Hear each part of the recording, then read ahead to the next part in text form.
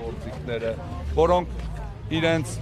թուրք-ադրբեջանական sense տանդեմի ծրագրերի իրականացման գործում իրենց չեն աջակցում եւ խոչընդոտ են հանդիսանում հայտնվեն բանտերում։ Սիրո։ Եթե անդրադառնանք տիրադավ մականուն ստացած այս հոգևորականների եւ նրանց միացած երկու տասնյակ քահանաներին, ձեր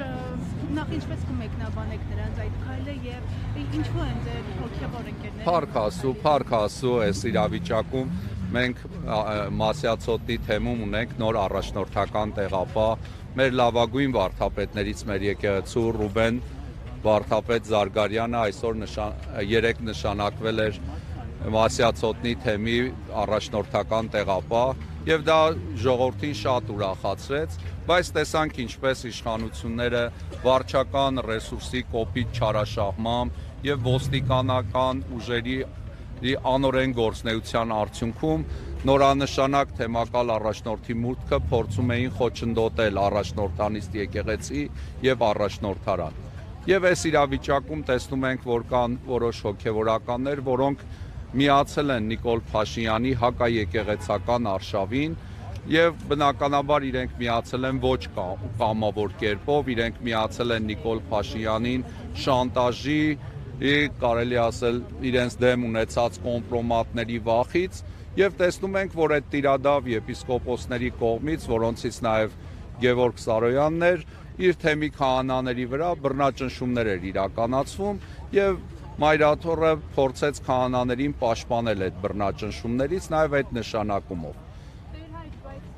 Գևորգ Սրբազանն է ինքը նշում, որ վեհապարի կողմից են ճնշումները, այսպես նաեւ սկսեց մեղադրել վեհապարի, որ Արշակ Սրբազանի վերաբերյալ տեսանյութերը վեհապարի հրամանով են դաշտել։ Զարմանալի չի, ես նախկինում էլ այդպես միջադեպեր տարբեր հանդիպել եմ, օրինակ Ստեփան Ասատրյանը, որ Բյուրականի եկեղեցու Բաքում առանց ՀԴՄ-ի կոշիկ էր վաճառում,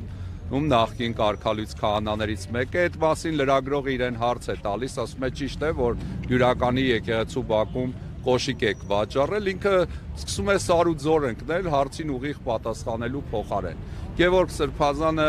լուրջ կոմպլեքսներ ունի, լուրջ խնդիրներ ունի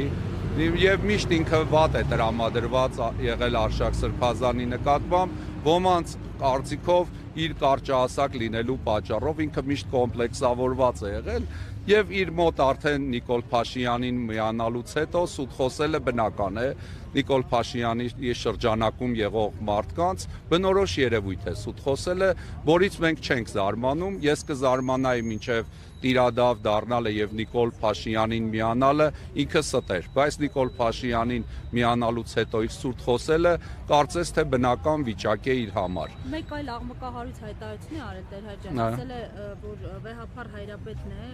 շրջանառել տեսանյութերը։ Այդ մասին էի ասում, ինքը Նիկոլ Փաշինյանին միանալուց հետո սուտ խոսելու խնդիր չունի։ Եթե ինքը մինչև Նիկոլ Փաշինյանին միանալ այդպիսի բան ասեր, ես կզարմանայի, որտեվ կարծում եմ ինքը նախկինում այդպես սուտ խոսելու հակվածություն չի ունեցել, բայց հիմա իր մոտ շատ բնական դրսևորում է։ Մեկ տարբեր տեղեկություններ կան, որ օրինակ վթարից հետո հենց վեհապարի անմիջական այսպես օժանդակությամբ է ինքը ոտքի կանգնել։ Այսպես ասեմ, Մասյացոտնի նույնիսկ թեմը վեհապար հայրապետի կողմից է հիմնված։ Ինքը վեհապար հայրապետի ժամանակ է եպիսկոպոս ձեռնադրվել։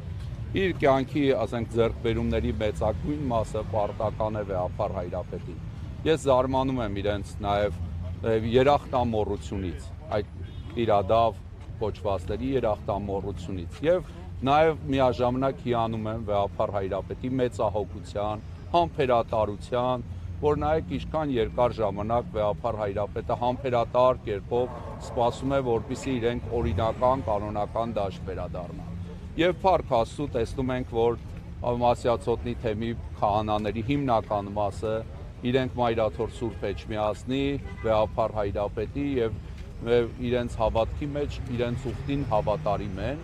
եւ փառք Աստծո տեսանք նաեւ նորանշանակ առաջնորդը ինչպես առաջի թեմական ժողովը կատարեց եւ ոստիկանական ուժերի տարբեր ներկայացուցիչների կողմից իրենց վախի մթնոլորտ ստեղծելու այս գործիքակազմը չանցավ եւ փառք Տիրոջ թեմը տիրախնամ թեմը Մասյացոտնի շարունակում է իր գործնեությունը Աստծո ողորմածությամբ։ Եվ վստահ ենք առաջիկայում նաև եւ մնացած խնդիրներն էլ կպարզվեն եւ չի կարող թեմի առաջնորդանը ոստիկանական ուժերի հենակետ եւ ԿՊ-ի հավաքատեղի դառնալ։ Ինքը պիտի շարունակի գործել որպես հայ առաքելական սուրբ եկեղեցու Մասյացոտնի թեմի առաջնորդարան։ Լինի այն, ինչ որ եղավ Հովանավակի դեպքում, այսինքն Ստեփան Ասատրյանը շարունակում է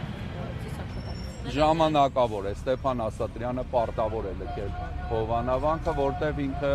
այլևս հոգևորական չէ, աշխարհիկ անձ է, ավելացնեմ բացի աշխարհիկից ստախոս անձնավորություն է,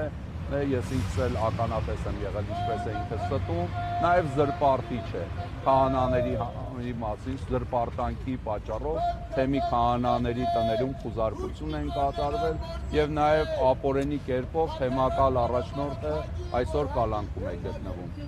Մամուլում 5 միլիոնի մասին տեղեկություններ շրջանառվել։ Ես լսել եմ, որ 30 արծաթին համարժեք դրամ են իրենց տվել սիմվոլիկ կերպով որպես իրենց վարձատրություն։ 30 արծաթին համարժեք դրամի մասն է խոսքը, չգիտեմ ինչ հաշվարկով կամ ինչ արծաթի հարկով են հաշվարկը արել, բայց իրենք 30 արծաթի են ընդամենը արժանացել, ինչպես իրենց հենց այսպես ասեմ հոգևոր հայրը Հուդան։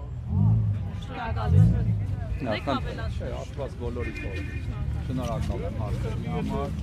մաղթում եմ ձեզ ամենալավ բան։ Նաև շատ շնորհակալ եմ Մասում եւ իրանց հավաքի ժամանակ բացահայտելու գործում լրագրողների դերը վարչական ռեսուրսի լկտիագույն կերպով, ասենք, չարաշահման իշխանությունների կողմից բացահայտման գործում լրագրողների դերը կարելի է ասել թերագնահատել անհնար է։ Շատ ապրեք եւ տեսնում ենք նաեւ լրագրողների նկատմամբ ոստիկանների եւ ԿՊԱ-ական այդ վարչական ռեսուրսով բերված ուժանի անհարգալից եւ լկտի դրսևորումները եւ ձեզ համբերություն եւ ուժ կարողություն եմ մաղթում։